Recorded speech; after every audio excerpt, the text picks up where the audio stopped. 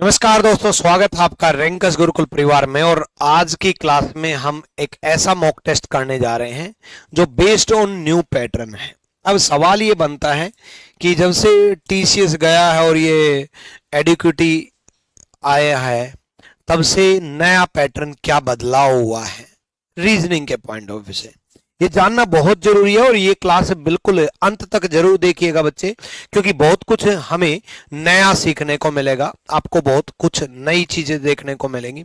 देखो बच्चे, एक्चुअल में है क्या, और ये मान लो टीसीएस नहीं भी जाता तो भी आप मेरी पुरानी वीडियोज उठा करके देख लो, कुछ चीजें आप समझो, पिछले 3-4 साल के रिसर्च से समझो कि कुछ चीजें आप पिछली वीडियोज उठा करके देखोगे तो मैंने हमेशा कहा है कि एनालिटिकल रीजनिंग का वेटेज बढ़ेगा आने वाले टाइम में।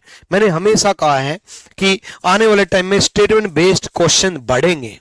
ठीक है, ऐसा क्यों कहा मैंने, मेरे को कहां से पता चला, एक्चुअल में मेरे को कहां से पता चला, गहन अध्ययन करने के बाद मुझे ये बात समझ में आई। आप बात को समझो कि आज से अगर 4-5 साल पहले की बात करूं तो बच्चे कोडेड इनइक्वालिटी नहीं आता था, लेकिन आना शुरू हुआ बिल्कुल। कोजन इफेक्ट नहीं आता था लेकिन आना शुरू हुआ, भले ही एक क्वेश्चन आने लगा, कुछ कुछ शिफ्ट में आने लगा, है ना। आर्गुमेंट नहीं आता था लेकिन आना शुरू हो गया, ठीक है ना। डाटा सफिशिएंसी नहीं आता था लेकिन मेंस में आना शुरू हो गया। कम क्वेश्चन आते थे लेकिन आना शुरू हुआ। तब मैंने ये देखा कि ये सारे टॉपिक कहां से आए, ये सारे टॉपिक आए बैंकिंग के एग्जाम से। अगर आप ध्यान से देखोगे तो बैंकिंग के एग्जाम की अगर आप तैयारी कर रहे हो, तो नहीं कर रहे तो उन बच्चों को बता दूं कि बैंकिंग के जो एग्जाम होते हैं, SBI PO, IBPS PO, IBPS clerk, NTPC, ठीक है, पीओ क्लर्क, इनमें इन्हीं टाइप के क्वेश्चंस आते हैं, यही रीजनिंग आती है। वो बच्चों वाले क्वेश्चंस नहीं आते कि डाइस पूछ लिया, और डाइस में भी बार बार पिछले 5 साल से एक ही क्वेश्चन पूछ रहे हैं कि एक कॉमन नंबर दे रखा है और क्लॉकवाइज चलेंगे, है ना। इससे रिलेटेड क्वेश्चंस बैंकिंग में नहीं आते हैं, ठीक है। लेकिन एसएससी में ये कम आने लगे, बट मुझे ये पूरा अंदाजा हो गया था कि आने वाले टाइम में इनका वेटेज जो है वो बढ़ेगा, आने वाले टाइम में इनका जो क्वेश्चंस जो हैं वो बढ़ेंगे, इनके जो नंबर ऑफ क्वेश्चंस है वो बढ़ेंगे। एडिक्विटी नहीं भी आता और टीसीएस ही पेपर ले रहा होता तो भी यही होगा। और आने वाले टाइम में जब हम सिस्टम में बदलाव करवा देंगे और जब सारी चीजें सही तरीके से होने लग जाएंगी तब भी इनका वेटेज बढ़ेगा। यानी कि नए पैटर्न में आपकी थिंकिंग पावर, आपकी सोचने की क्षमता बढ़ानी होगी, और वो बढ़ाने के लिए मैं आपकी कितनी मदद करूंगा ये मैं आज की क्लास में बताऊंगा। मैं आपको क्या क्या प्रोवाइड कराऊंगा ये मैं आज की क्लास में बताऊंगा। साथ में इस टाइप के टॉपिक में मॉक टेस्ट के तौर पे हम देखेंगे कि किस तरीके से क्वेश्चंस को टैकल करना है, एग्जाम पॉइंट ऑफ व्यू से कैसे सोचना है, ये सब हम आज की क्लास में जानेंगे। साथ में लेवल बढ़ा है बच्चे, लेवल जो है रीजनिंग का बहुत अच्छा लेवल आने लगा है। सीरीज पहले भी आता था, अब भी आ रहा है, लेकिन सीरीज में जो लेवल है, जो पैटर्न्स हैं वो नए आने लगे हैं, तो उनकी आज हम बात करेंगे। और उसके अलावा भी बहुत सारी आपकी तैयारी से रिलेटेड बहुत सारी चीजें आज हम डिस्कस करने वाले हैं। तो जल्दी से सबसे पहले वीडियो को लाइक कर दीजिएगा बच्चे, और मेरी क्लास जब भी आए, जिस टाइम भी आए, आप जरूर देख लीजिएगा, क्योंकि मैं बड़ा अच्छे से ढंग से रिसर्च कर रहा हूं नए पैटर्न के ऊपर, ताकि मैं जो बात बोलता था कि मेरे स्टूडेंट के 50 में से 50 आएंगे, तो अभी भी मैं दावा और वादे के साथ ये मैं बोल सकूं कि मेरे स्टूडेंट के 50 में से 50 आएंगे, क्योंकि बैकग्राउंड में आपके लिए बड़ी जबरदस्त तरीके से एनालिसिस चल रही है और बहुत मेहनत मैं आपके कंटेंट के लिए करने लग रहा हूं। ऐसा नहीं है कि क्वेश्चंस बनाए और मेरे पास बहुत सारे भरे पड़े हैं क्वेश्चंस बैंक, और वहां से क्वेश्चन उठाए और आपके करवाने लगा। बड़े ढंग से आपके लिए पैटर्न बनाए, बड़े ढंग से आपसे क्वेश्चन सेलेक्ट किए, और तब जा करके मैं आपके लिए मॉक टेस्ट लेकर के आया हूं। तो जल्दी से चैनल को सब्सक्राइब नहीं किया है तो चैनल को सब्सक्राइब कर लें। और आज का मॉक टेस्ट प्लीज, अगर आपको रीजनिंग आती है या नहीं आती है कोई मतलब नहीं रखता, क्योंकि अब पैटर्न और क्वेश्चंस और लेवल बहुत कुछ बदल चुका है, तो बहुत कुछ आगे भी बदलाव होगा। तो आज की वीडियो आप लास्ट तक जरूर देखिएगा। पहला क्वेश्चन ही ही मैं आपको सीरीज से रिलेटेड दूंगा। अब आप कहोगे सर इसमें बदलाव क्या है, सीरीज तो पहले भी आता था अब भी आता है। इसमें बदलाव ये है बच्चे, पैटर्न्स जो है रीजनिंग में पैटर्न ही बदल सकता है। रीजनिंग में नए टॉपिक ऐड कर सकता है, तो कौन सी रीजनिंग के कर सकता है, बैंकिंग की रीजनिंग के, और बैंकिंग की रीजनिंग के किए भी हैं, है ना, कर सकता तो बैंकिंग की रीजनिंग के कर सकता और किए भी है। ठीक है, तो इस क्वेश्चन को एक बार सोचिएगा, जल्दी से एक बार कमेंट में जवाब देने की कोशिश कीजिएगा।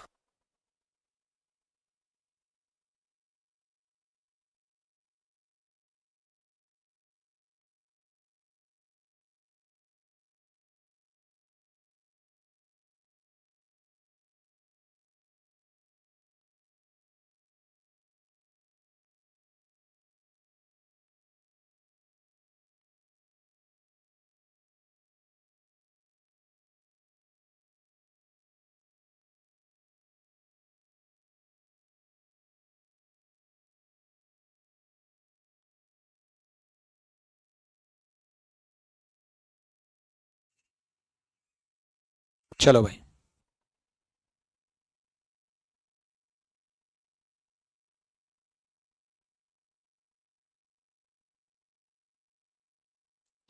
चलो देखो बच्चे, जब हम इसको देख रहे हैं 7, 23, 55, 109 क्वेश्चन मार्क,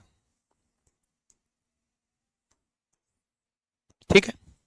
तो देखो अगर हम बात करें तो ये क्यूब के नजदीक दिखाई दे रहा है, ये भी क्यूब के और स्क्वायर के नजदीक दिखाई दे रहा है, ये भी क्यूब के और स्क्वायर के नजदीक दिखाई दे रहा है। तो ये किसके क्यूब के नजदीक दिखाई दे रहा है और किसके स्क्वायर के नजदीक दिखाई दे रहा है, ये 3 के स्क्वायर के नजदीक दिखाई दे रहा है और 2 के क्यूब के नजदीक दिखाई दे रहा है। तो 2 का क्यूब 8 होता है, -1 हुआ है। ये किसके क्यूब के नजदीक दिखाई दे रहा है, ये 3 का क्यूब 27 होता है, -4 हुआ है। और 4 किसका स्क्वायर होता है, 2 का, तो ये भी 1 का स्क्वायर है। देखो 2 का क्यूब -1 का स्क्वायर, 3 का क्यूब -2 का स्क्वायर, तो ये 4 का क्यूब 64 माइनस उससे पहले वाला नंबर 3 का स्क्वायर 9, 64 में से 9 माइनस करोगे तो 55 आ जाएगा। ये 5 का क्यूब 125 -4 का स्क्वायर 16, ये 6 का क्यूब 216 -5 का स्क्वायर 25, 216 -25 अगर हम करेंगे तो आंसर आ जाएगा 191। 191 इज द राइट आंसर, 191 सही जवाब है। बी जो बच्चे बोल रहे थे। अब देखो इसके साथ साथ क्या क्या पैटर्न बनेंगे, सुनो बच्चे, x cube minus x square, x cube plus x square, जिस नंबर का क्यूब किया एक्स क्यूब किया उससे पहले वाले नंबर का स्क्वायर किया, प्रीवियस नंबर। 10 का करेंगे तो 9 का स्क्वायर, 8 का करेंगे तो 5 का स्क्वायर, सॉरी 8 का करेंगे तो 7 का स्क्वायर, 7 का करेंगे तो 6 का स्क्वायर, है ना। यानी कि एक्स क्यूब माइनस पहले वाले नंबर का स्क्वायर और एक्स क्यूब प्लस पहले वाले नंबर का स्क्वायर, पहले वाले नंबर का भी आ सकता है और नेक्स्ट नंबर का भी आ सकता है। ये भी आपके एग्जाम में देखने को मिल सकता है कि नेक्स्ट नंबर का स्क्वायर माइनस हो जाए या नेक्स्ट नंबर का स्क्वायर प्लस हो जाए, x cube plus next number के क्यूब का स्क्वायर माइनस हो जाए या प्लस हो जाए। मतलब 2 का क्यूब करें तो 3 का स्क्वायर माइनस कर दें, 3 का क्यूब करें तो 4 का स्क्वायर माइनस कर दें, 4 का क्यूब करें तो 5 का स्क्वायर माइनस कर दें, 5 का क्यूब करें तो 6 का स्क्वायर माइनस कर दें। ठीक है, इस टाइप का पैटर्न देखने को मिलेगा आपका क्यूब और स्क्वायर से रिलेटेड। 1 2 3 4 5 6 क्वेश्चन करा दिए हैं मैंने एक ही क्वेश्चन के अंदर। ऐसे हम क्वेश्चन से क्वेश्चन जरूर सीखेंगे। सिमिलरिटी में ज्यादा कुछ बदलाव देखने को नहीं मिल रहा, सिमिलरिटी में वही क्वेश्चन वही पैटर्न देखने को मिल रहे हैं। थोड़ा सा ये है कि कैलकुलेटिव है, यानी कि बड़ी बड़ी डिजिट दे रहा है, यानी कि कैलकुलेशन बेस्ड क्वेश्चन ज्यादा बन रहे हैं। तो हमेशा हमें ये देखना होता है कि बड़ी डिजिट कैसे आएगी। ठीक है, बड़ी डिजिट 541 कैसे आई या 403 कैसे आई। तो पहले दूसरे से भी तीसरा हो सकता है या पहले तीसरे से भी बीच वाला हो सकता है। ये दोनों पैटर्न बन सकते हैं। ध्यान से देखो भाई, ध्यान से सोचो, एक बार जल्दी से सोचो।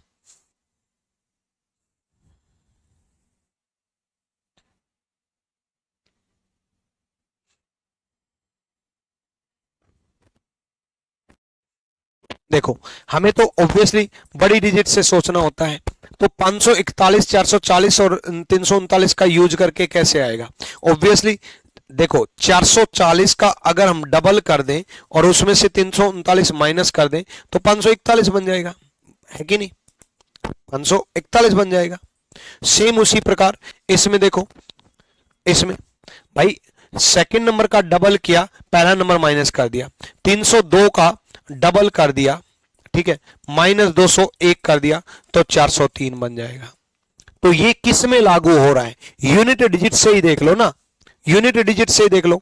8 का डबल 16 माइनस 8, 8 यूनिट डिजिट आना चाहिए, गलत। 2 का डबल 4 माइनस 2, 2 आना चाहिए यूनिट डिजिट, गलत। 8 का डबल 16 माइनस 7, 9 यूनिट डिजिट 9 दे रखा है, यानी कि बनने के चांसेस हैं। 538 का डबल माइनस 437, ऑब्वियसली 639 बन रहा है, यानी कि सेकंड नंबर का डबल, सेकंड नंबर का डबल माइनस पहला number is equal to third number. Second number का डबल आ सकता है, कई बार पहले नंबर का डबल आ सकता है, माइनस की जगह प्लस भी आ सकता है, माइनस की जगह आपका प्लस भी बन सकता है, ठीक है। अगला क्वेश्चन जो है सिटिंग अरेंजमेंट, प्लस 111 भी बोल रहे हैं, प्लस 111, यहां भी प्लस 111, चलो ये भी ठीक है, प्लस 111 प्लस 111 तो प्लस 111, हाँ बिल्कुल इस पैटर्न से भी पैटर्न बन रहा है, बट एक्चुअल पैटर्न ये था कि सेकंड नंबर का डबल माइनस पहला number is equal to third number. Clear है? सिटिंग अरेंजमेंट बड़ा अच्छा लेवल का आ रहा है, सिटिंग अरेंजमेंट बहुत अच्छे लेवल का आ रहा है। उससे पहले मैं आपको बता दूं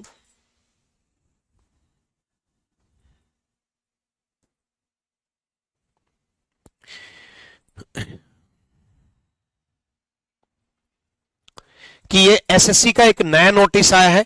एसएससी में उसने क्या कहा है कि पेज 13 में जो है 59,500 बच्चों का अप्रोक्सीमेटली लिखा है कि 59,500 बच्चों का जिनका प्रॉब्लम आई थी, सर्वर की प्रॉब्लम या एग्जाम देने के दौरान प्रॉब्लम आई थी, उनका दोबारा से पेपर एग्जाम होगा और एसएससी दोबारा कंडक्ट कराएगी। कब कराएगी? 29 अगस्त को कंडक्ट कराएगी और इनकी जो एग्जामिनेशन की डिटेल है वो 22 तारीख को आ जाएंगी और 26 तारीख से आप अपना एग्जाम जो है, आप अपना जो एडमिट कार्ड है वो डाउनलोड कर सकते हो, एग्जाम का एडमिट कार्ड डाउनलोड कर सकते हो 26 तारीख से, और 29 तारीख का आपका पेपर होने वाला है 59,500 बच्चों का। यानी कि इतने बच्चों का तो एसएससी खुद मानती है कि बहुत गड़बड़ हुई है, और मैं तो ये कह रहा हूं इतने बच्चों का नहीं, बहुत बच्चों के साथ बहुत गड़बड़ हुई है। और स्टेनो वालों का क्या? स्टेनो वालों की तो एसएससी जिक्र ही नहीं करी। स्टेनो वालों में मैं आउट ऑफ सिलेबस और मैथ्स दे दिया, वो तो एक अलग ही बात है, आंसर की तक रिलीज नहीं कर रही स्टेनो वालों के लिए।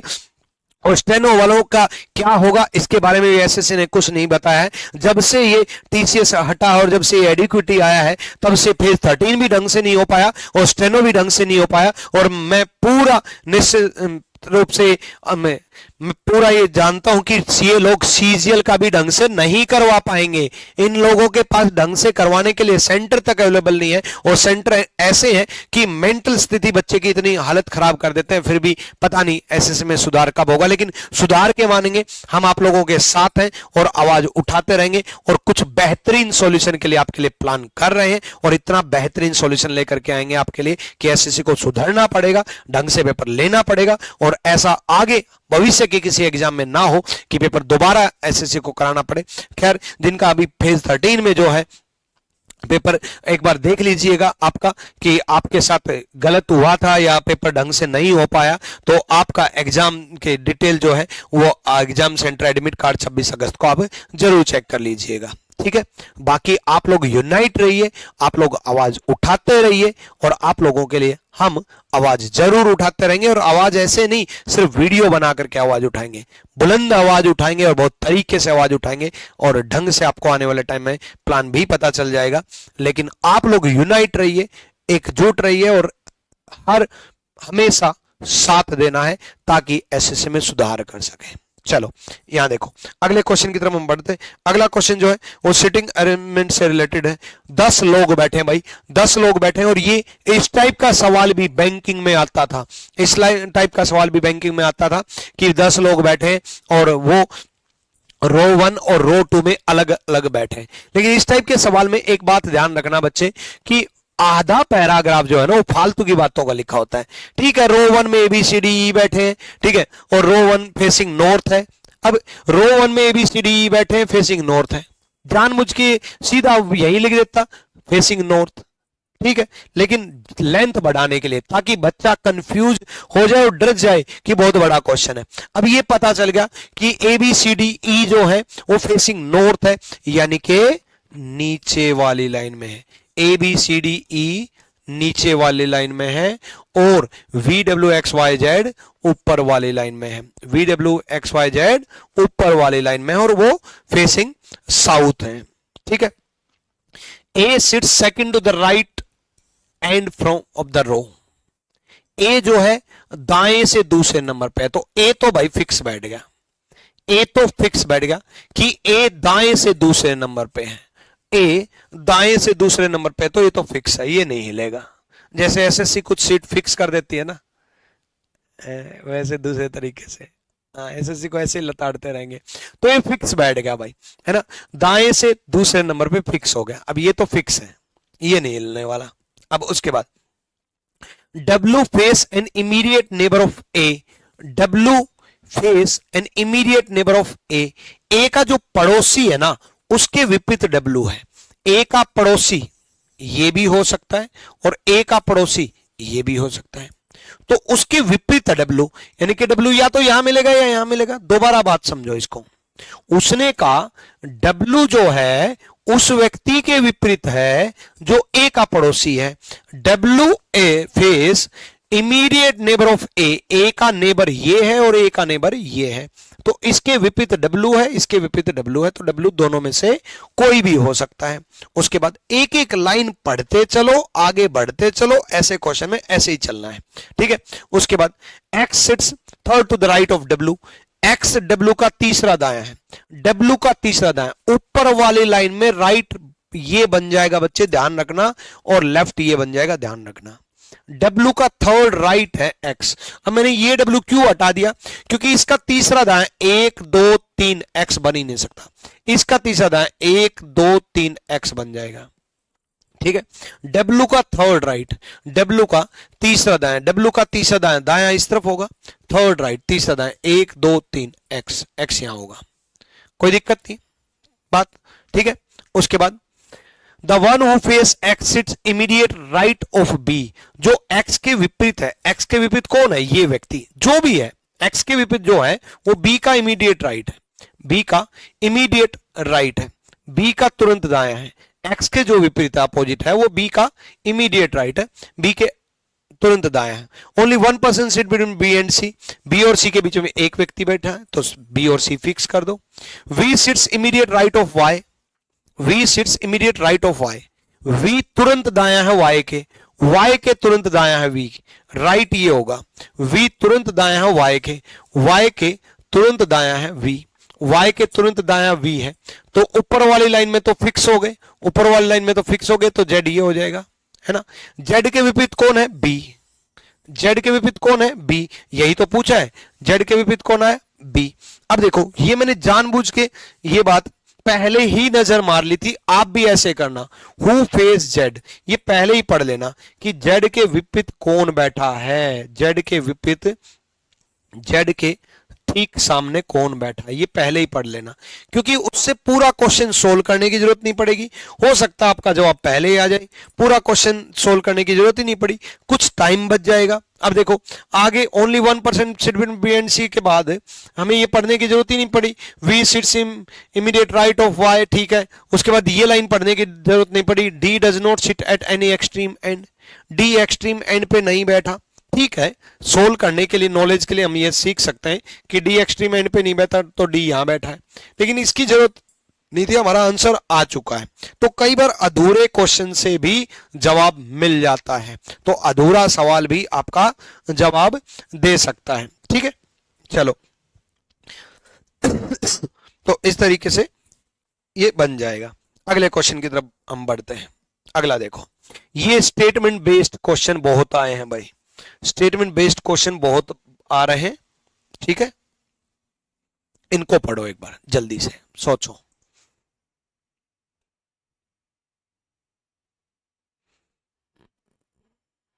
सर कैंपस में एडमिशन लेने के लिए कौन से नंबर पे कांटेक्ट करें, एक बार बता दीजिए। भाई कैंपस में एडमिशन लेने के लिए इस नंबर पे कांटेक्ट कर लेना 7836884000 और एक ये 7836886000। ठीक है, इस नंबर पे कैंपस में एडमिशन लेने के लिए कांटेक्ट कर लीजिएगा, इन दो नंबरों पे करो।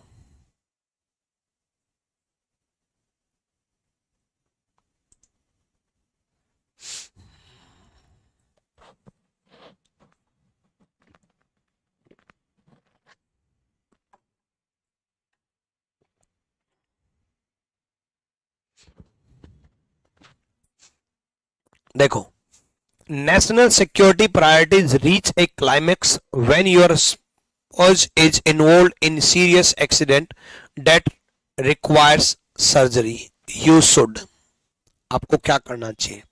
राष्ट्रीय सुरक्षा की प्राथमिकता तब चरमोत्कर्ष पर पहुंचती है जब आपका जीवन साथी किसी गंभीर दुर्घटना का शिकार हो जाता है जिसके लिए सर्जरी की आवश्यकता होती है। आपका जो जीवन साथी है वो सीरियस एक्सीडेंट में आ गया तो और उसको सर्जरी की जरूरत है, ठीक है, तो आपको क्या करना चाहिए? Delay informing the family to avoid distraction, ध्यान भटकाने से बचने के लिए परिवार को सूचित करने में देरी करनी चाहिए। क्या आपको ऐसा करना चाहिए? दूसरा, ऐसे क्वेश्चन में चारों ऑप्शन जरूर पढ़ना बच्चे, जरूर पढ़ना चारों ऑप्शन, ठीक है। दूसरा, take a short leave while appointing an operational coordinator, परिचालन समन्वय नियुक्त करते हुए संक्षिप्त अवकाश लेना चाहिए। Assign a deputy to take full charge of family priorities, पारिवारिक प्राथमिकता के लिए डिप्टी को पूरा प्रभार सौंपना चाहिए। Strategically allocate areas of expertise among the broader team, रणनीतिक रूप से व्यापक टीम के बीच विशेषताओं को क्षेत्रों को आवंटित करना चाहिए। देखो, हमारे लिए दोनों महत्वपूर्ण है, नेशनल सिक्योरिटी भी है और फैमिली भी है।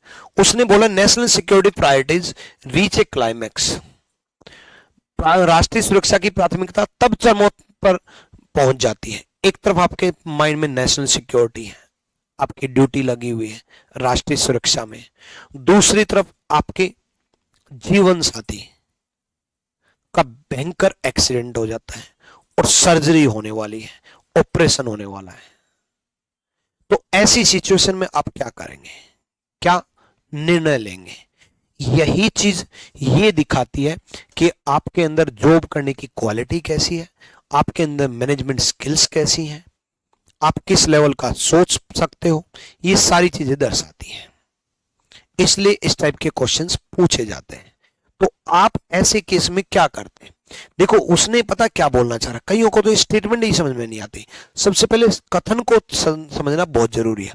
National security priorities reach a climax, climax पे, जैसे मूवीज का क्लाइमैक्स नहीं होता है, अब क्या करें, क्लाइमैक्स पे पहुंच जाती हैं कब?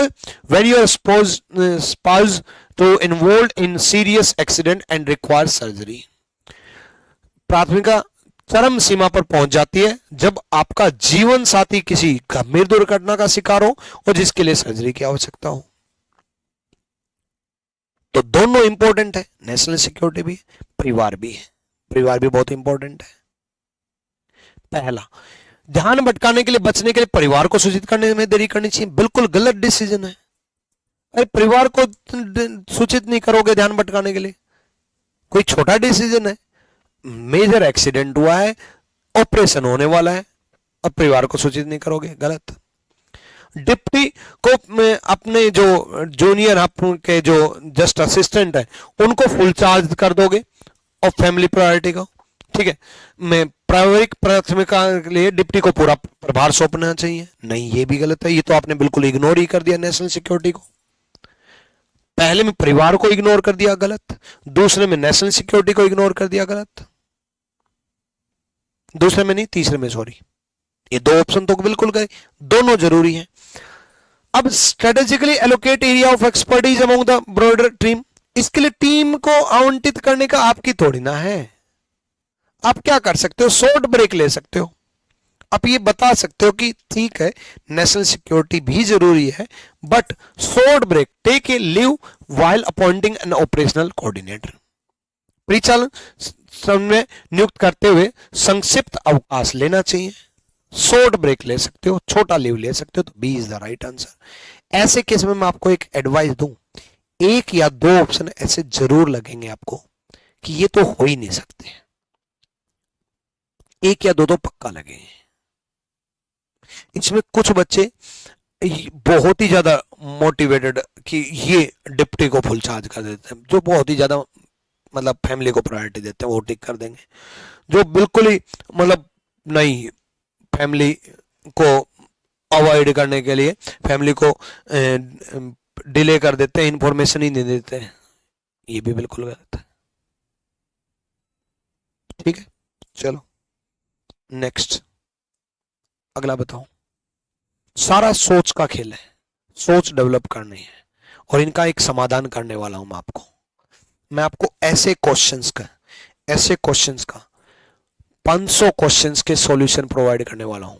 500 क्वेश्चंस के, कितने क्वेश्चंस के, 500 क्वेश्चंस के, जिसमें data sufficiency, cause and effect, course of action, argument, conclusion, inferences, ये सारे टॉपिक शामिल होंगे। वीडियो रिकॉर्ड कर रहा हूं, बहुत जल्द आपको रैंकर्स गुरुकुल यूट्यूब चैनल पे वीडियो मिल जाएगी। वो 10 घंटे की भी बन सकती है, 12 की भी बन सकती है, 15 की भी बन सकती है, 8 की भी बन सकती है। वो पूरी वीडियो देख लेना, आपके लिए समाधान कर रहा हूं मैं, रिकॉर्ड करने लग रहा हूं आपके लिए। वो पूरी वीडियो देख लोगे ना, प्रॉमिस है? एक साथ प्रॉमिस कमेंट करो, ठीक है? मैं फ्री में आपको रैंकर्स गुरुकुल यूट्यूब चैनल पे प्रोवाइड करने वाला हूँ। प्रॉमिस करो कि वो वीडियो जरूर देखोगे। ऐसे एनालिटिक कमेंट करो, analytical reasoning bye Vikramjit sir, उसका टाइटल ये रखूंगा, analytical reasoning bye Vikramjit sir, title ये रखूंगा उस वीडियो का। ठीक है, चलो इसका इसका समाधान बताओ।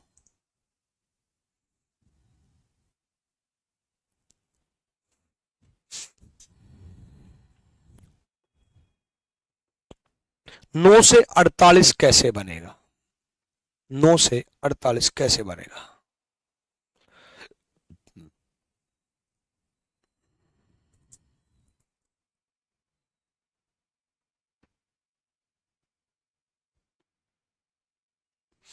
देखो नजदीक का मल्टीप्लाई देखते हैं, ये नजदीक का मल्टीप्लाई इंटू 5 है, ये भी नजदीक का मल्टीप्लाई इंटू 5 है, तो 9 इंटू 5 45 बन गया, और 12 इंटू 5 60 बन गया। अब इसमें 3 ऐड किया और इसमें 4 ऐड किया।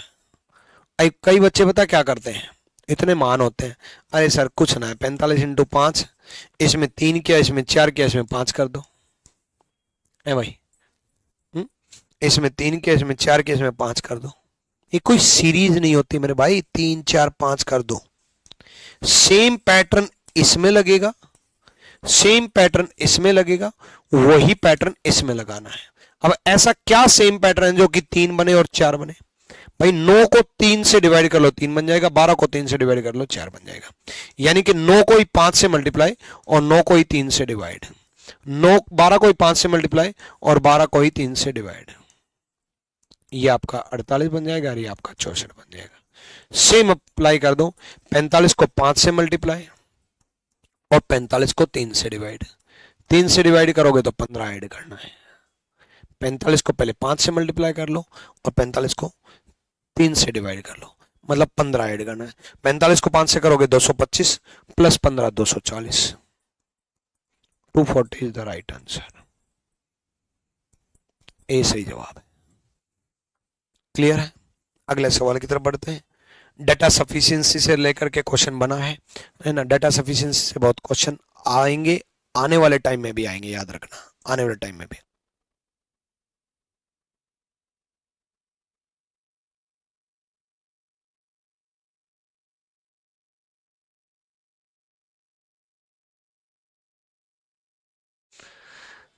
चलो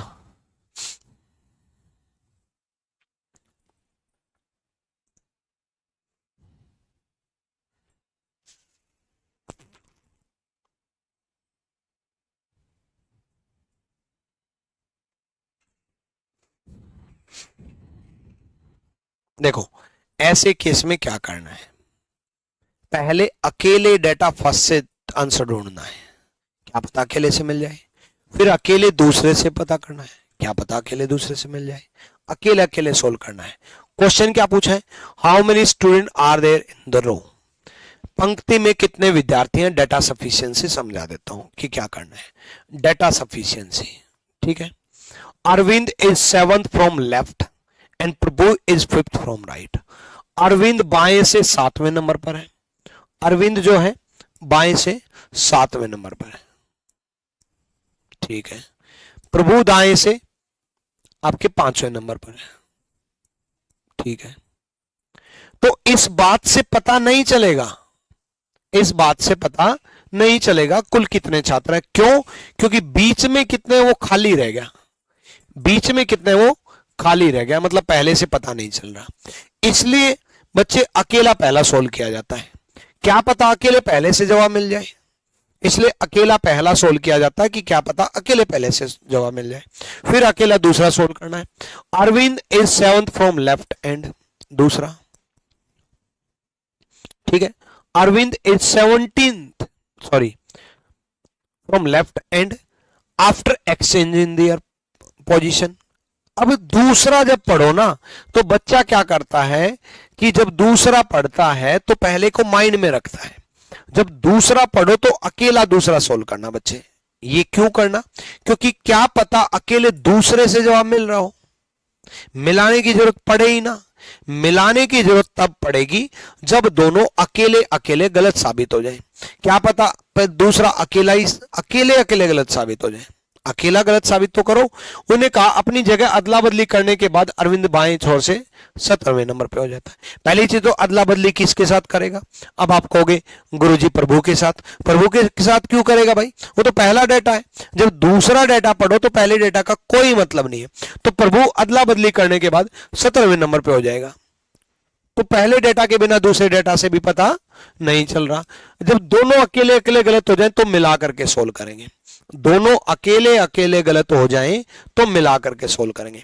अब इंटरचेंज वाला आपने मेरे ranking arrangement bye Vikramjit sir पढ़ा होगा, इसी यूट्यूब चैनल पे अपलोड कर रखी है, देख लेना।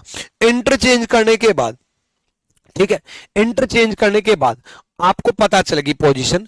तो मैंने आपको सिखाया था कि इंटरचेंज करने वाले सवाल में जो इंटरचेंज करने के बाद दूसरी पोजीशन और दूसरे बंदे की पहली पोजीशन, इंटरचेंज करने के बाद दूसरी पोजीशन 17th और दूसरे बंदे की पहली पोजीशन, लेफ्ट प्लस राइट -1, 17 5 22 -1, 21 जवाब आ गया, यानी कि दोनों को मिला करके जवाब मिल रहा है। वो data first and second together sufficient to answer the question, दोनों कुल मिलाकर उत्तर देने के लिए पर्याप्त है। दोनों को मिलाने से जवाब मिला कि दोनों को मिलाने से हमें जवाब मिल गया, और दोनों की जरूरत पड़ी तो दोनों को मिलाने से जवाब मिल गया।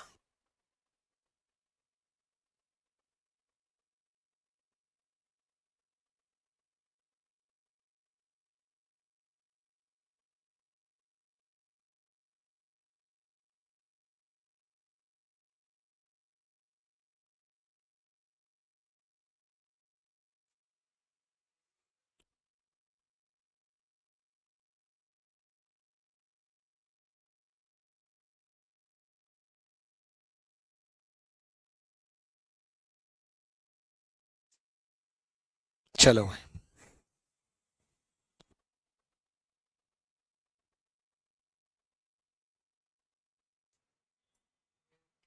करो, ये तो जल्दी ही कर दो यार। बाल रोग विशेषज्ञ बच्चे, त्वचा रोग विशेषज्ञ त्वचा से रिलेटेड। इंग्लिश मीडियम कईयों को तो नहीं पता होगा, डर्मेटोलॉजिस्ट जो होता है वो स्किन का डॉक्टर होता है ना, डर्मेटोलॉजिस्ट, लेकिन हिंदी में पढ़ते त्वचा रोग विशेषज्ञ त्वचा से रिलेट करेगा, काम खत्म। अगला सवाल देखो, अगले सवाल की तरफ बढ़ते हैं। अगला सवाल देखो, मिसिंग नंबर से रिलेटेड।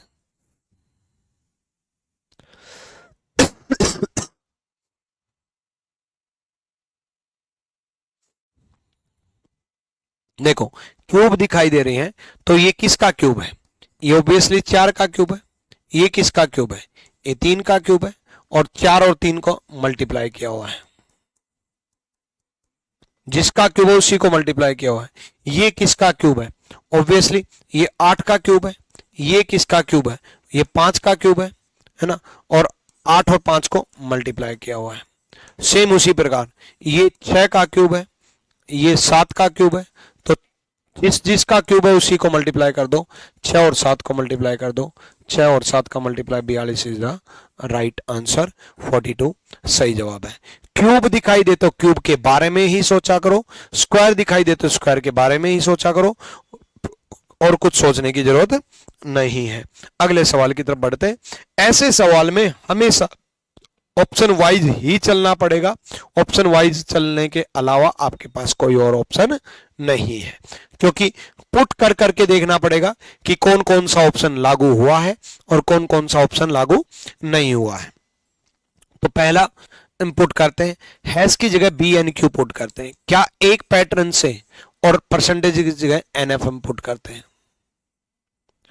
क्या एक ही पैटर्न से बी एन क्यू, बी में एफ 4 जोड़ा तो आर में एन 4 घटा दिया, गड़बड़ होगी।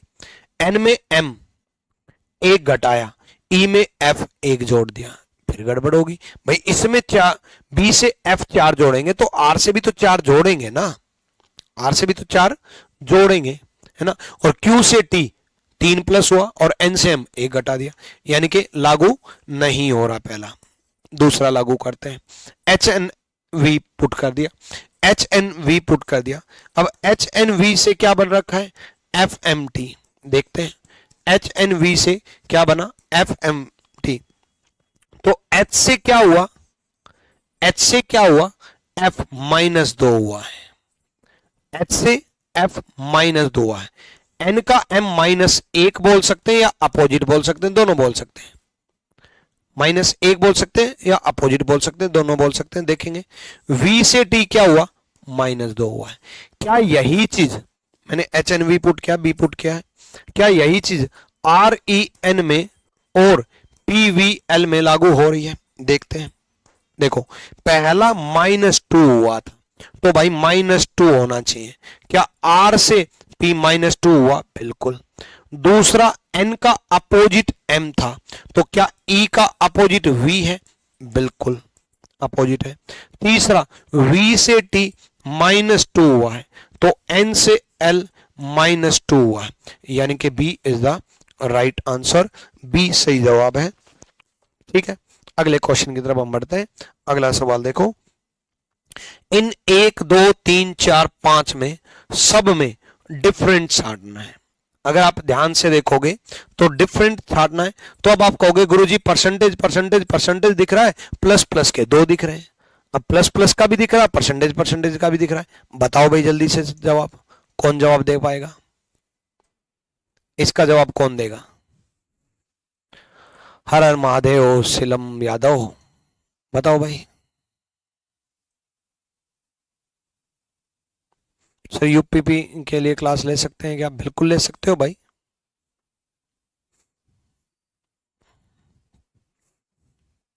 मेरे से पढ़ने का मतलब है आपको हर एग्जाम क्लियर होगा भाई। ठीक है, चलो इसमें बताओ, जल्दी बताओ।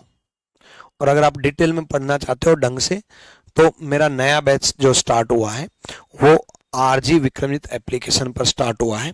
और आरजी विक्रमजित एप्लीकेशन डाउनलोड करोगे, एप्लीकेशन डाउनलोड करते ही नया बैच जो कि लेटेस्ट 7 जुलाई से है, जिसका प्राइस 999 है। और 999 में 999 की क्वालिटी मिलेगी और ढंग की चीजें मिलेंगी, बहुत कुछ मिलेगा। लाइव क्लासेस भी मिलेंगी, मॉक टेस्ट भी मिलेंगे, रेगुलर लाइव मॉक टेस्ट भी मिलेंगे, क्लासरूम सीट भी मिलेगी, प्रैक्टिस सीट भी मिलेगी, क्लास नोट्स भी मिलेंगे, डाउट सेशन मिलेंगे। कोई भी दिक्कत आए तो इस नंबर पे कांटेक्ट कर लेना।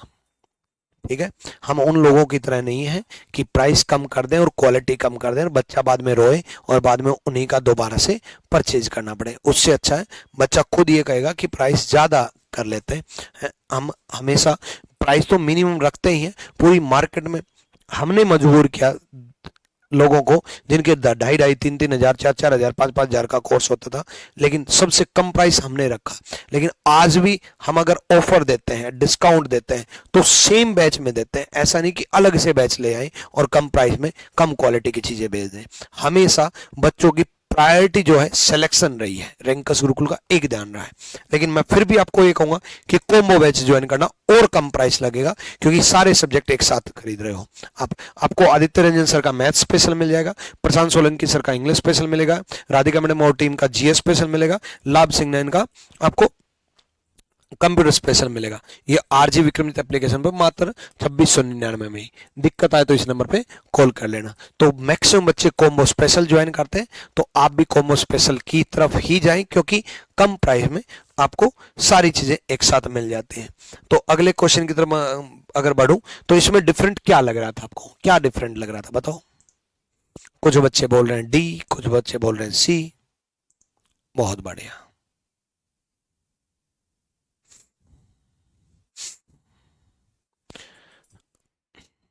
डी डी डी निशा यादव डी बोल रहे हैं, दिव्यांश डी बोल रही है, प्रांजल डी बोल रहे हैं, we are square, Ritik Raj, Anuj Soni, challenger. बहुत बढ़िया भाई, क्या बात है। अभय, रितेश, मेघा, खुशी सिंह, जेएन टाइगर, सोनू साहू, सोनम साहू। चलो देखो बच्चे, अगर हम ध्यान से देखेंगे तो इसकी किसी भी लाइन में कहीं ना कहीं एक डाइग सिंबल जरूर है, खाली नहीं है। इसमें भी खाली नहीं है, इसमें भी खाली नहीं है, इसमें भी खाली नहीं है। लेकिन ये पार्ट ऐसा है जिसमें खाली है, ब्लैंक है। आप किसी भी डायग्राम में देख लो, एक भी ऐसा नहीं। देखो ये रहा, इसमें ये रहा, इसमें ये रहा, इसमें ये रहा, इसमें ये रहा, इसमें प्लस लास्ट में, इसमें +2 ऊपर, इसमें प्लस ये रहा, इसमें परसेंटेज नीचे, इसमें परसेंटेज, इसमें यानी कि एक भी जगह ऐसी नहीं है जिसमें आपको खाली नजर आए। यानी कि ये डिफरेंट है, ये खाली है। ठीक है, तो D is the right answer. ठीक है, अगले सवाल की तरफ हम बढ़ते हैं। अगला सवाल देखो, फिर से स्टेटमेंट बेस्ड क्वेश्चन है। आपका डिसीजन मेकिंग से रिलेटेड सवाल है। क्या निर्णय आप लोगे। अब डिसीजन मेकिंग में क्या क्वेश्चन बनता है, कैसे क्वेश्चन बनता है वो समझो। डिसीजन मेकिंग के सवाल आ रहे हैं, नए सवाल ऐड हुए हैं, ऐसे क्वेश्चन में क्या करना होता है, कैसे क्वेश्चन सोल्व करने होते हैं। बहुत बच्चों को ये चैप्टर आता ही नहीं है, तो आज समझ लो, इसी एक क्वेश्चन से आपको बहुत कुछ क्लियर होगा। डिसीजन मेकिंग में इस टाइप के कुछ कंडीशंस दी होती हैं, जैसे कंडीशन 1 दे दी, कंडीशन 2 दे दी, कंडीशन 3 दे दी, उसके बाद कुछ चीजें और लिखी होती हैं। In case of an applicant who fulfilled all the criteria except, सिवाय, यानी कि एक्सेप्शन दे दिया। एक्सेप्शन क्या क्या दिया है, अब देखो, ये फर्स्ट अबो का मतलब बता देता हूं मैं। फर्स्ट अबो का मतलब क्या है कि मान लो किसी बच्चे की पहली कंडीशन पूरी नहीं है, किसी बच्चे की पहली कंडीशन पूरी नहीं है, लेकिन दूसरी तीसरी पूरी होनी चाहिए, पहली कंडीशन पूरी नहीं है, तो उसके लिए क्या होना चाहिए, and has change his nationality, his case is to be refer to the Olympic committee. एक और एक्सेप्शन दे रखा नहीं, और कोई एक्सेप्शन नहीं दे रखा। तो ऐसे केस में आपको क्वेश्चन पढ़ते चलना है और टिक लगाते चलना है। डिसीजन मेकिंग मतलब निर्णय लेना है। निर्णय अगर लोगे तो भाई किसी ना किसी कंडीशन के बेस पे ही तो निर्णय लोगे। भाई मैं आपको कहूं कि आपको निर्णय ले लेना है, तो आप यही तो कहोगे गुरुजी कुछ कंडीशन तो बताओ कि इन कंडीशनों पे हम निर्णय लें। तो डिसीजन मेकिंग की कैपेबिलिटी इसी से पता चलती है कि आप निर्णय लेने लायक हो या नहीं। ठीक है, चलो तो समझते हैं इस सवाल को, ध्यान से सुनना। ठीक है, ध्यान से सुनना। क्या करना है, ये कंडीशन दी होती है, उसके बाद यहां क्वेश्चन दिया होता है, what decision had to be taken in their case. Edward is a citizen of Ireland. Edward जो है वो आयरलैंड का नागरिक है। तो कंडीशन पढ़ो। अब पहली कंडीशन है he must be citizen of one country, वह एक देश का नागरिक होना चाहिए, वह एक देश का नागरिक होना चाहिए, वह एक देश का नागरिक होना चाहिए।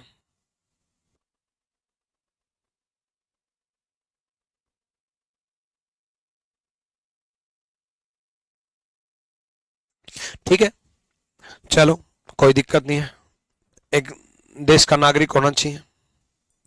उसके बाद उसने but has relocated from Ireland and now wishes to represent England. Ireland का नागरिक है लेकिन वह आयरलैंड से स्थानांतरित हो गया है, शिफ्ट कर गया, और अब इंग्लैंड को प्रतिनिधित्व करना चाहता है। वो है आयरलैंड का लेकिन रिलोकेट कहां चला गया, इंग्लैंड। अब वो चाह रहा कि मैं इंग्लैंड को रिप्रेजेंट करूं, and now wishes to represent England. He qualified in the race organised by the international Olympic committee. उसने अंतरराष्ट्रीय ओलंपिक समिति द्वारा आयोजित दौड़ में अर्हता प्राप्त की है, क्वालिफाई कर दी race. He must break the time limit that has been set by the international olympic committee। और ही, और का मतलब पता क्या होता है, और का मतलब होता है दोनों में से एक। He must have broken national record 400 metre, उसे उस समय सीमा को तोड़ना होगा जो अंतरराष्ट्रीय ओलंपिक समिति द्वारा निर्धारित की गई है, या फिर 100 मीटर के लिए राष्ट्रीय रिकॉर्ड को तोड़ दिया होना चाहिए। He should not be less than 16 year of age, 16 साल से कम नहीं होना चाहिए। ठीक है, अब देखो उसने यहां पर एक बात बोली है, उसने कहा है he qualified in race organise by the international Olympic Committee. Qualify कर दिया है, जो कंडीशन थी वो क्वालिफाई कर दी। इंटरनेशनल ओलंपिक कमेटी की जो टाइम लिमिट सेट थी वो तोड़ दी, उससे उस समय सीमा को तोड़ना होगा जो अंतरराष्ट्रीय ओलंपिक समिति द्वारा निर्धारित की गई है। भाई क्वालिफाई कर दिया तो इसका मतलब ये कंडीशन तो पूरी होगी, यानी कि दूसरी कंडीशन पूरी होगी। दोबारा सुनो, उसने बोल रखा है ऐसे केस में बच्चे ये जो गिवन डाटा है ना इसको पढ़ना है, और इसके बेस पे हमें ये देखना कि कौन सा टिक कर दिया, कौन सा टिक कर दिया। उसने बोला कि he qualified in the race organised by the international Olympic Committee, उस वो क्वालिफाई कर चुका है, यानी कि इन दोनों में से कोई एक कंडीशन पूरी उसने कर ली है। जब आप प्री क्वालिफाई कर देते हो तो प्री क्लियर हो गया ना, तो ये कंडीशन तो क्लियर हो गई ना उसकी। उसके बाद उसने क्या बोला, ही वॉज बोर्न 12 दिसंबर 1995, 1995 में पैदा हुआ। अब 1995 में पैदा हुआ तो भाई 2016 के अनुसार 21 साल का हो गया, वो 21 साल का हो गया, और 16 साल से कम नहीं होना चाहिए, मतलब तीसरी कंडीशन भी पूरी। 16 साल से कम नहीं होना चाहिए, यानी कि तीसरी कंडीशन पूरी। ठीक है, उसके बाद उसने कहा कि वो सिटीजन ऑफ आयरलैंड तो है लेकिन रीलोकेट कर दिया, यानी कि सिटीजन ऑफ आयरलैंड तो है लेकिन रीलोकेट कर दिया, यानी कि उसकी पहली कंडीशन पूरी नहीं है, क्योंकि वो आयरलैंड का सिटीजन तो है लेकिन आयरलैंड में रह नहीं रहा, वो इंग्लैंड को रिप्रेजेंट करना चाहता है। मतलब अब उसका परमानेंट एड्रेस इंग्लैंड है, रीलोकेट हो चुका है, वहीं पर है, घूमने नहीं गया इंग्लैंड, वहीं पे। रीलोकेट का मतलब वहीं रहना। मैं अगर अपने हरियाणा से दिल्ली रहने लग गया और मेरा स्थायी एड्रेस दिल्ली हो गया और अब मैं दिल्ली का हो गया, तो मैं अब दिल्ली का हूं, रीलोकेट हो चुका हूं। ठीक है, तो ऐसे ही वो आयरलैंड का तो था लेकिन इंग्लैंड में रीलोकेट हो गया, यानी कि सिटीजनशिप तो पहली तो कैंसिल, लेकिन उसने change his nationality, his case to be refer to the Olympic Committee. Olympic Committee को उसका केस रेफर कर दिया जाएगा, तो A is the right answer. Olympic Committee को रेफर कर दिया जाएगा। अगले सवाल की तरफ बढ़ते हैं, जल्दी से बताओ। इतना अच्छा चैप्टर है ना डिसीजन मेकिंग, मजा आएगा। आदित्य सर की 8:30 क्लास होगी भाई।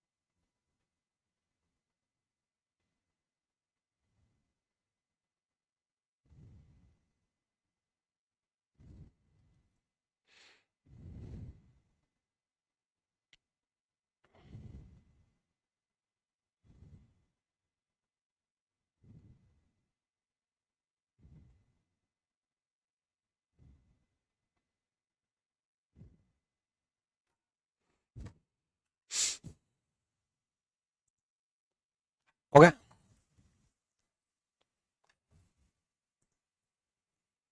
देखो ऐसे केस में जो गिवन है ना, जो गिवन है उसी को देखना होता है।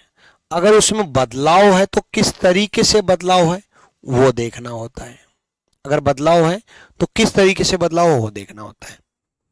Z blank T S V Z V, Z के बाद वी नजर आ रहा है, तो ऐसा हो सकता है कि जेड के बाद वी हो, लेकिन वी तो किसी ऑप्शन में ही नहीं है, तो यानी कि जेड के बाद वी तो नहीं आएगा। अब वी किसी ऑप्शन में नहीं है, पहले ब्लैंक पे वी आ जाए तो यानी कि वी तो नहीं होगा, यानी कि कुछ ना कुछ बदलाव हो रहा है। और जब ऐसे केस में बदलाव हो तो हमें ये देखना नजदीक का बदलाव। देखो चार चार पेयर में अगर हम डिवाइड कर दें तो चार चार पेयर में इक्वली डिवाइड हो रहा है, इसलिए मैंने चार चार में डिवाइड किया। तो ध्यान से देखो, जेड से वी -4 हुआ, वी से आर -4 हुआ, आर से एन -4 हुआ, यानी कि जेड से वी -4 है, वी से आर -4 है, आर से एन -4 है। अब यहां क्या होगा कि -4 होगा या कुछ और होगा, वो हम देखेंगे। कैसे देखेंगे? यहां से यहां पता चलते हुए। तो अभी हम डिसाइड नहीं कर सकते यहां से यहां कितना प्लस है कितना माइनस है। क्यों? क्योंकि ब्लैंक फिर जेड फिर ब्लैंक फिर पी। भाई ब्लैंक फिर जेड फिर ब्लैंक फिर पी, कोई दिक्कत नहीं है। ऐसा केस बन जाए तो तीसरे लेटर पे चले जाओ। टी से तीसरा लेटर, टी से वी, टी से वी +2 है, वी से एक्स फिर +2 है। देखो टी से वी +2 है, वी से एक्स +2 है। दोबारा समझा देता हूं, नहीं समझ में आया होगा। देखो जेड से पहले लेटर से पहला लेटर जा रहा हूं, जेड से वी -4, पहले लेटर से पहला, वी से आर -4, आर से एन -4। दूसरा लेटर खाली है, अभी छोड़ो, तीसरे लेटर पे चलते हैं। क्यों? क्योंकि खाली है फिर जेड फिर खाली है, या तो यहां गिवन होता तो अंदाजा होता, जैसे तीसरे लेटर में चल रहे हैं, तीसरा लेटर चल रहे हो। देखो तीसरा लेटर, दूसरा लेटर छोड़ के जगह तीसरा लेटर बता रहा हूं, टी से वी +2, वी से एक्स +2, एक्स से फिर +2 होगा, जेड आएगा, यानी कि लास्ट में जेड आएगा। आंसर आ चुका है। अब दूसरा लेटर भी देख लो भाई, दूसरा लेटर भी देख लो। अब आंसर आ ही चुका, तो यहां आर आएगा, यहां एफ आएगा, यहां एच आएगा, यहां जेड आएगा। आर से जेड, आर से जेड +8, जेड से एच फिर +8 है, एच से पी फिर +8 है, एस से एफ, एस से एफ, एफ से एक्स, एक्स से वाई, एस से एफ, एस का अपोजिट एच, एस का अपोजिट एच -2, एफ का अपोजिट यू,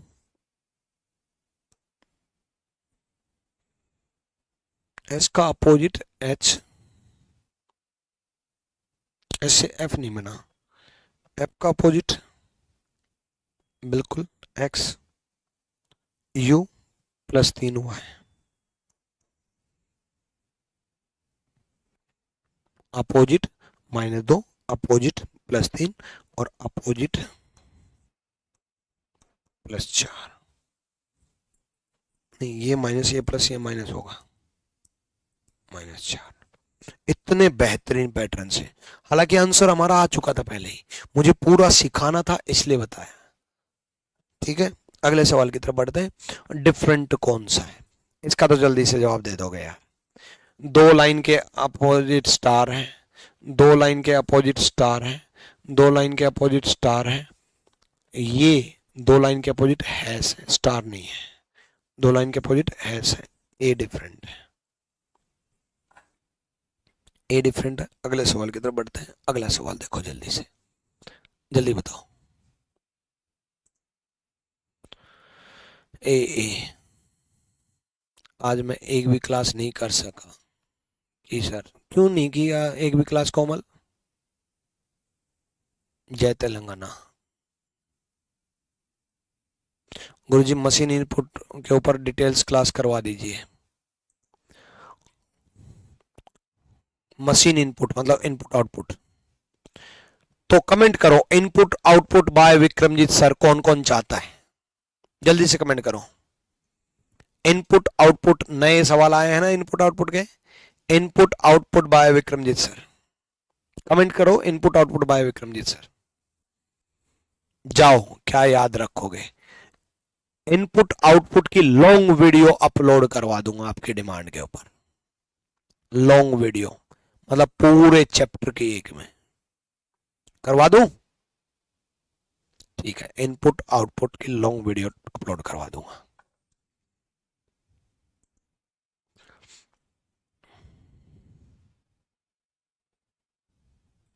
किस पर अपलोड करवाऊंगा? Input output by Vikramjit sir upload करवाऊंगा रीजनिंग गुरु ट्रिक्स यूट्यूब चैनल पे। किस पर अपलोड करवाऊंगा? रीजनिंग गुरु ट्रिक्स यूट्यूब चैनल पे। ठीक है, चलो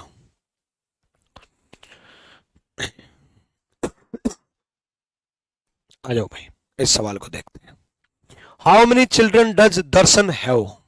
दर्शन के कितने बच्चे हैं? दर्शन के कितने बच्चे हैं देखते हैं। Ajay and Charul are sibling. Ajay और चारुल भाई बहन हैं। तो ये तो कंफर्म हो गया कि अजय और चारुल भाई बहन हो गए। चलो, अजय और चारुल भाई बहन हो गए। ये अजय हो गया, ये चारुल हो गई। Manoj and Darshan are son of Kripal and Sona. Manoj और दर्शन जो है ना, वो बेटे हैं किसके? कृपाल और सोना के। तो अलग बना लो, क्योंकि अजय चारुल भाई बहन हैं, ये अलग बना लिया। मनोज और कौन? मनोज और दर्शन दोनों। मनोज और दर्शन दोनों। हमें किसके बेटे चाहिए थे? दर्शन के बच्चे चाहिए थे। कितने हैं? मनोज और दर्शन दोनों किसके बेटे हैं? कृपाल के और सोना के। कृपाल के और सोना के। हमें दर्शन पे फोकस करना है, कृपाल पे और सोना पे। ठीक है, Sona Charul's mother is Swapnil mother in law. ध्यान से सुनो, सोना चारुल की मां, सोना जो है चारुल की मां स्वप्नील की सास है। चारुल की मां, चारुल की जो मां है वो स्वप्नील की सास है। ठीक है, ये सोना है, स्वप्नील एक और ऐसा आ जाएगा। ठीक है, स्वप्नील की सास है। तो स्वप्नील की सास सोना, सोना जो है स्वप्नील की सास है। तो स्वप्नील यहां आएगी या फिर स्वप्नील यहां आएगी?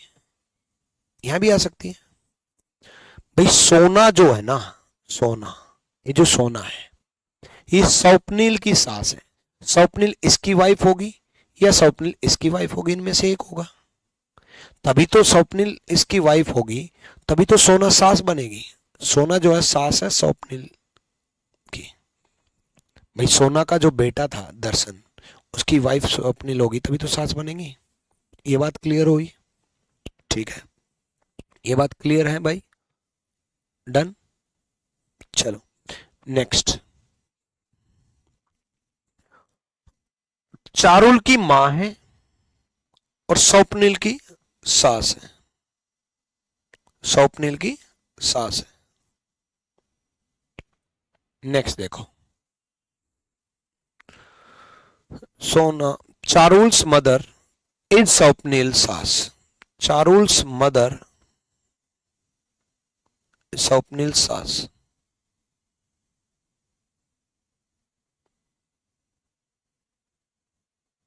सोना इज स्वप्नील्स सास। चलो next. Neha, Niti and Nakul are daughter of Manoj. Neha Niti Nakul Manoj की बेटी है, daughter of Manoj. And Ajay's only cousin, Ajay की इकलौती कजन भी है। अब इकलौती कजन भी है तो अजय यहीं आएगा, अजय यहीं आएगा, अजय यहीं आएगा। ठीक है। अब सोना जो है ये थी, यहां कट है, मिसप्रिंटिंग है, सोना स्वप्निल की सास है, ये आएगा। ठीक है। इकलौती कजन है, कजन है तो यानी कि यहीं आएगा, तभी तो कजन बन सकता है। हो गया। दर्शन के कितने बच्चे हैं? 2 बच्चे हैं, यही तो कनेक्ट करने थे, क्योंकि ये कजन है। कजन कैसे होगा? इसके बच्चे और इसके बच्चे, तभी तो कजन होगा। ठीक है। हमें दर्शन के बच्चे चाहिए थे, काम खत्म। हमें ना स्वप्निल का डिसाइड करना, स्वप्निल यहाँ है या यहाँ है, हमें ना सोना का, बाकी सब फालतू में दे रखा है। हमें बस सिंपल सा फंडा, मनोज के बच्चे दे रखे थे, वो कजन किसके थे? इनके, इन्हीं के बच्चे थे, काम खत्म। 2 बच्चे, हो गया। अगले सवाल की तरफ बढ़ते हैं। कोडिंग डिकोडिंग से रिलेटेड सवाल है, जल्दी से करो।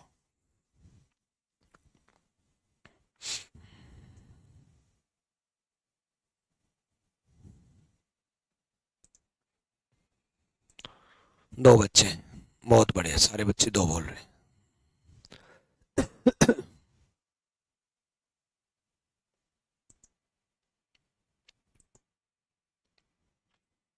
देखो ध्यान से सुनो, SUBTLE,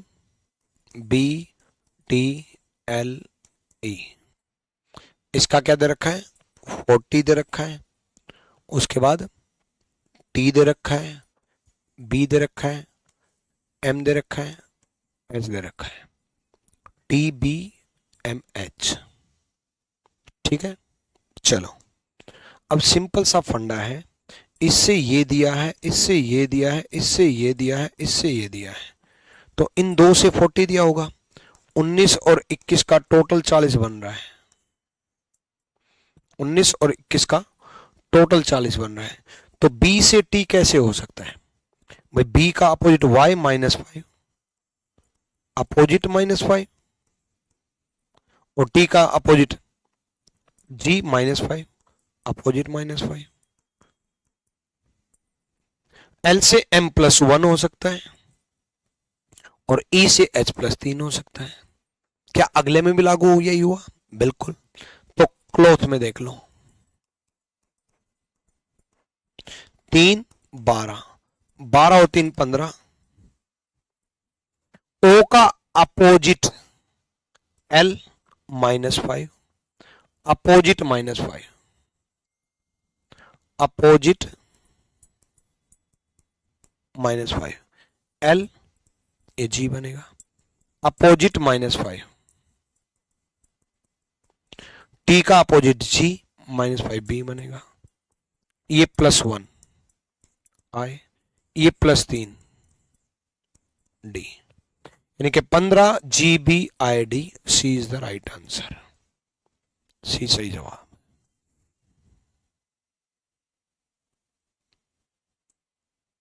क्लियर है? अगले सवाल की तरफ बढ़ते हैं, जल्दी से।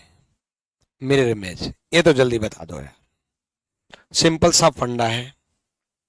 देखो, अगर हम बात करें तो P वाली शेप देखते जाओ, कौन सी गलत है।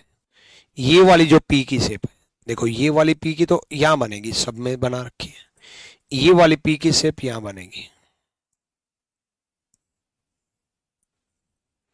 पहला गलत, बाकी सब में ठीक है। अब ये वाली P की शेप, ठीक है,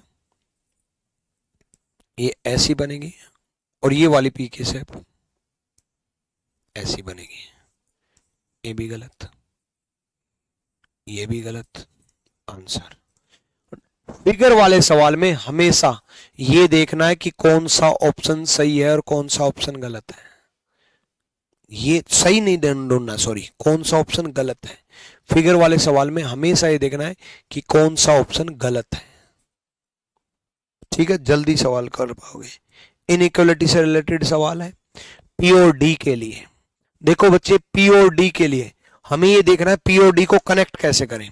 जब अलग अलग इक्वेशन दे रखी हो, याद रखना, जब अलग अलग इक्वेशन दे रखी हो तब हमेशा ये देखना है कि पी और डी को कनेक्ट किससे करें।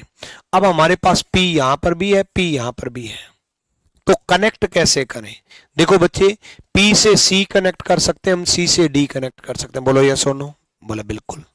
देखो ध्यान से सुनो, पी से सी कनेक्ट कर सकते हैं हम और सी से डी कनेक्ट कर सकते हैं। यहां भी इक्वल टू, यहां भी इक्वल टू, यहां भी इक्वल टू, तो इक्वल टू आएगा। और ओपन माउथ पी की तरफ है तो ओपन माउथ पी की तरफ रहेगा। पहला सही, ठीक है। एम और सी में, एम और सी में देखो, एम से पी कनेक्ट कर सकते हैं, पी से सी कनेक्ट कर सकते हैं। एम से ए से पी, पी से सी कनेक्ट कर सकते हैं, पी से B, B is equal to C. M और सी में पी के ऊपर नो रिलेशन का केस है, पी के ऊपर नो रिलेशन का केस है, तो एम और सी गलत, केवल पहला सही है। Only first follow is the right answer. ऐसे केस में ये देखना होता है कि इक्वल टू आएगा कि नहीं आएगा, और दूसरे केस में ये देखना होता है कि नो रिलेशन का केस तो नहीं है। इस टाइप के सवाल भी बनते हैं। क्लियर है भाई? क्लियर हुआ? बहुत बढ़िया भाई। चलो नेक्स्ट सॉल्व करते हैं।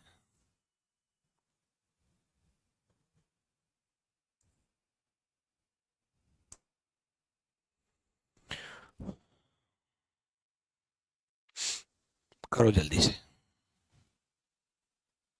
देखो, in a row of 28 student, Nitin is 12th from extreme and Paras is 19 from extreme, right. Nitin 12वें नंबर पर, पारस 19वें नंबर पर है, ठीक है। तो अब ऐसे केस में देखो, 19 और 12 कितने बन गए? 19 और 12 ऑब्वियसली बात है 31 बन गए। 31 बन गए तो कुल छात्र 28 कैसे दे रखे हैं? कुल छात्र 28 दे रखे हैं, इसका मतलब ओवरलैपिंग का केस है। कुल छात्र अगर 31 है, कुल छात्र जो है, इसका मतलब ओवरलैपिंग का केस है। गिवन टोटल अपने टोटल से कम रह जाए तो ओवरलैपिंग का केस है। गिवन टोटल अपने टोटल से कम रह जाए तो ओवरलैपिंग का केस है। देखो, एक केस तो ये बनता है कि नितिन जो है 12वें नंबर पे है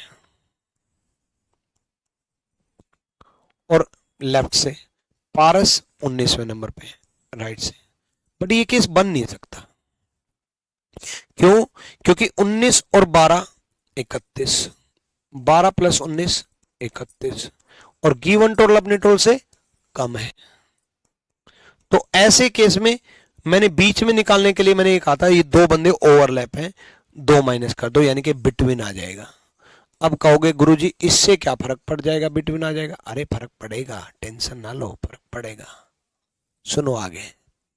if Kavita was seated exactly between them, Kavita उनके बीच में बैठी है, कविता उनके बीच में बैठी है। तो देखो ये वाली सिचुएशन नहीं है, एक्चुअल में कविता उनके बीच में बैठी है, पारस यहां है, नितिन यहां है, नितिन यहां है, पारस यहां है। अब है ये 12वीं पोजीशन और अब है ये 19वीं पोजीशन। रियल पोजीशन ये है 19वीं पोजीशन। कैसे पता चला? ओवरलैपिंग। ओवरलैपिंग का कैसे पता चला? क्यों पता चला ओवरलैपिंग का?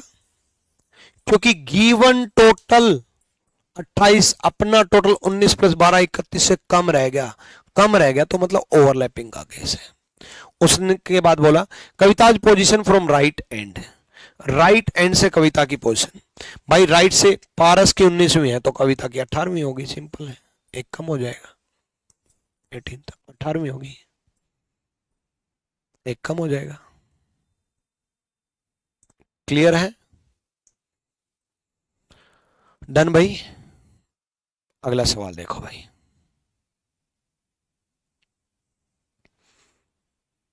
अगला सवाल देखते हैं।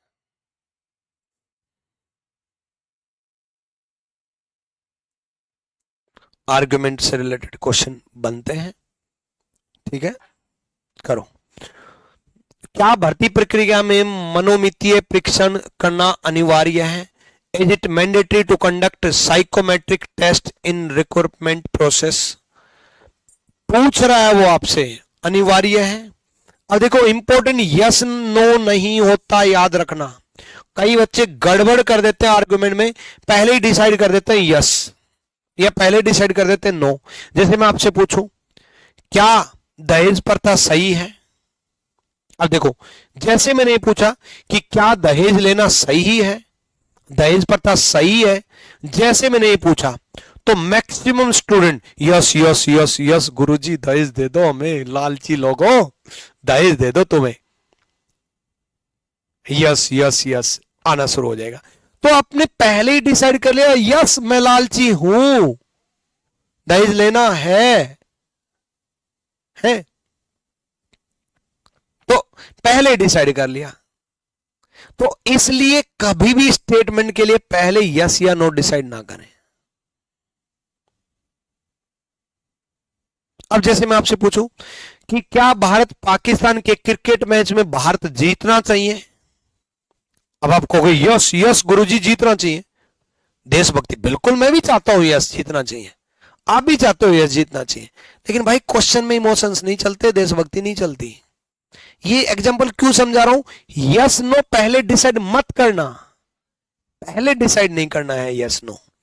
इंपॉर्टेंट है जब आप यस पढ़ रहे हो ना तो समझ लेना आप इसके समर्थन में हो, और जब आप नो पढ़ रहे हो ना तो समझ लेना आप इसके अगेंस्ट हो। तो आप किसी भी स्टेटमेंट के समर्थन में भी हो, सपोर्ट में भी हो, और विपक्ष में भी हो, अगेंस्ट भी हो, विपक्ष में भी हो, अगेंस्ट भी हो। लेकिन याद रखना जब अगर यस पढ़ो, याद रखना आर्गुमेंट का रूल, जब आप यस पढ़ो तो अगर इस रीजन में फायदे गिनवा दिए तो सही है, यस पढ़ा तो इसके समर्थन में तो फायदे गिनवाएगा, फायदे गिनवाए तो सही है। जब आप नो पढ़ो तो आप इसके अगेंस्ट हो तो इसका नुकसान गिनवाएगा, नुकसान अगर गिनवाया तो सही है। दोनों भी सही हो सकते हैं यस नो का, ठीक है, इसलिए पहले यस नो डिसाइड ना करें, ठीक है। सुनो, यस होना चाहिए, we have to select such candidate for this work who can take clear decision even under pressure. हाँ, हमें इस काम के लिए ऐसे उम्मीदवारों का चयन चाहिए, ठीक है, चयन करना है जो दबाव की स्थिति में स्पष्ट निर्णय ले सके। अब देखो यस बोल रहा है तो साइकोमेट्रिक टेस्ट के फायदे गिनवा रहा है कि भाई प्रेशर के अंडर में भी सही डिसीजन ले सके तो ये तो फायदा है।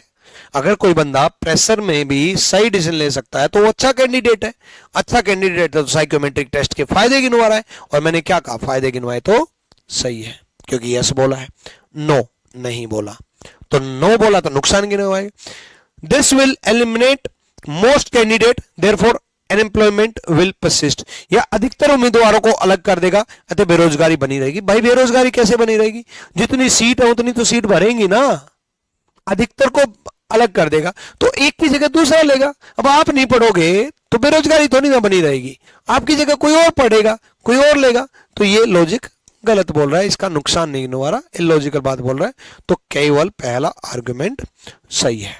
तो स्टेटमेंट आर्गुमेंट के केस में हमेशा यस नो इंपॉर्टेंट नहीं होता, इंपॉर्टेंट है कि उसके समर्थन में बोला है तो फायदा गिनवाएगा, अगेंस्ट बोला है तो नुकसान गिनवाएगा, नो बोला है तो नुकसान गिनवाएगा, ठीक है।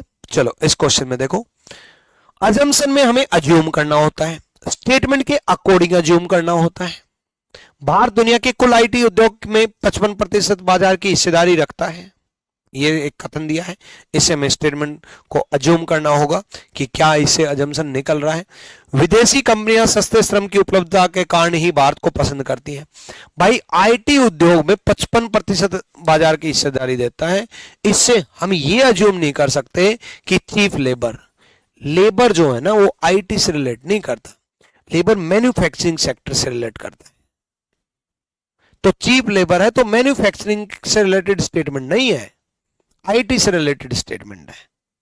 लेबर क्लास मैन्युफैक्चरिंग में काम आती है जब कोई उत्पादन से रिलेटेड इंडस्ट्री हो, तो पहला गलत। दूसरा, केंद्र सरकार ने बहुराष्ट्रीय कंपनियों को उनकी प्रगति के लिए विभिन्न सब्सिडी प्रदान की है। अरे सब्सिडी प्रदान की है, इससे आईटी सेक्टर में 55% हिस्सेदारी है पूरे वर्ल्ड में, इससे क्या लिंक है? इससे कोई लिंक नहीं है। तो दोनों, ना पहला ना दूसरा अंतर्निहित करता है। ठीक है, तो आज जो मैंने पढ़ाया है वो आपको कहां पर मिलेगा बच्चे? वो आपको मिलेगा टेलीग्राम पर, reasoning bye Vikramjit sir official Telegram पर और रैंकस गुरुकुल ऑफिशियल टेलीग्राम पर। इन दोनों टेलीग्राम को जरूर ज्वाइन कर लेना। व्हाट्सएप चैनल आपको डिस्क्रिप्शन में मिल जाएगा, विक्रमजीत सर रीजनिंग नाम से व्हाट्सएप चैनल ज्वाइन कर लेना। व्हाट्सएप चैनल पे आपको अपडेट्स मिलती रहेंगी, पीडीएफ मिलती रहेंगी, चीजें मिलती रहेंगी। आने वाले टाइम में व्हाट्सएप चैनल पे आपको बहुत कुछ मिलने वाला है। तो आज के लिए इतना ही काफी है। ये मॉक टेस्ट आपको कैसा लगा ये कमेंट सेक्शन में जरूर बताएं, और कमेंट सेक्शन में जरूर बताएं कि मॉक टेस्ट 2 हमें चाहिए। We need mock test 2, mock test 2, mock test 2 comment section में जरूर करें। Mock test 2 by Vikramjit sir. बहुत सारे कमेंट आए तो मॉक टेस्ट 2 जल्दी लेकर के आएंगे। आज के लिए इतना ही काफी है। Till then bye bye, take care, thank you, love you all.